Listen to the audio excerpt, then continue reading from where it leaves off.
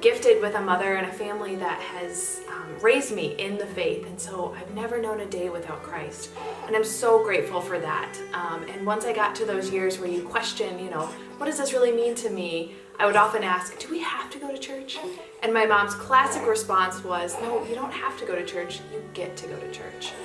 And I rolled my eyes at that as a teenager, but as I got older, I have loved that response, because what a gift it is that we get to know Christ and we get to have that relationship and lean on Him when times as a new mother, you don't know what the answer is. You don't always have the right response, but you know that Christ is guiding you and walking right alongside of you in all of those times when nothing else can really suffice. As a mom of 2 boys, it's such a gift to be able to share this faith with them and to share the hope and the joy that I find in Christ, through song, through discussing with them. If there's a moment where we have to tell our older son no, we're able to say, just like when Jesus led His disciples and taught them, Papa and I are here to teach you and guide you in the same ways. And it gives him a really concrete base to go from, rather than us just saying, because we said so. This is something that we want to share with you. So, motherhood has been the most humbling road to self-discovery I've ever taken, and I've taken some humbling roads in life.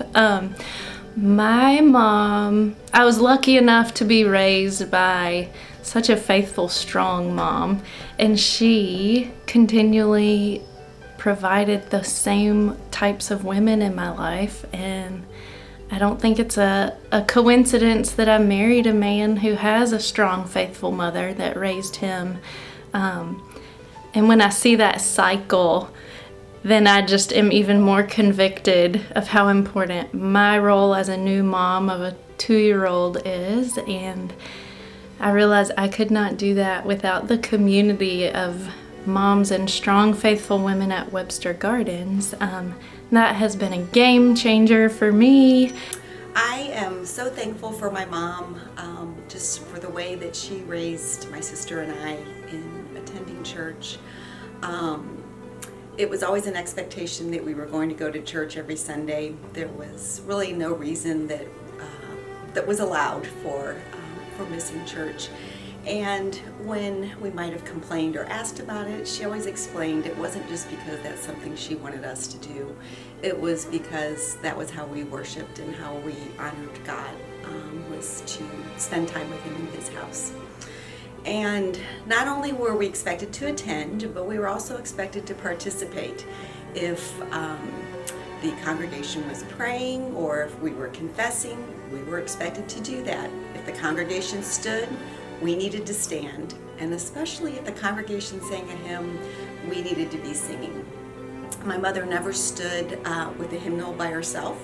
If I stood next to her, she always held out the hymnal, and we stood together, and she helped me sing along with her. And if maybe I wasn't singing, she usually pointed to the line that we were singing and gave me an expectant look. And again, was just a way to show that that's how we honor God, that's how we glorify Him, is to participate in worship. I'm thankful for that because it really gave me a foundation, an expectation that has stayed with me through my life. I've always been a faithful worshiper and appreciated that foundation that it's given me. I've been able to pass the same thing on to my kids. The expectation always was that we were going to be in church together, we were going to participate, and it's wonderful to see that tradition and that action passed along to the next generations. So I'm so thankful that she set that example for me. My mother is 95 years old, and she is still nurturing me. She was a Proverbs 31 woman. She worked hard. She was a farm wife in the 1900s. But more important than that to me is that she is a 1 Corinthians 13 woman. She is patient and kind, not only to her husband and her 3 daughters, but to everyone, to our neighbors, to our friends, to our spouses, to our children and their spouses. She has 17 grandchildren. She keeps track of every one of them, and she encourages us to encourage them. On this Mother's Day, I'm not only thankful for my mother's love, but that God blessed me with 2 children.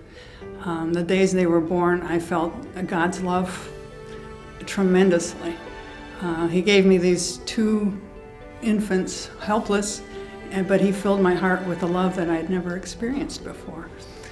I'm sorry to say that I was not patient and kind at first, but I had my mother's constant love, and God led me to some mentors in parenting who helped me learn how to be a 1 Corinthians 13 mom. I now have a daughter-in-law and a son-in-law and 3 grandchildren, and each one of them is a blessing. The best part of this stage of my life is watching my children and their spouses parenting so wonderfully. And it's true that men today are fully parenting, and that's a nice change from the 1900s. And I love seeing the dads of 2-year-olds coming to my Sunday school class, where we are all learning to love and share and pray just like Jesus taught us.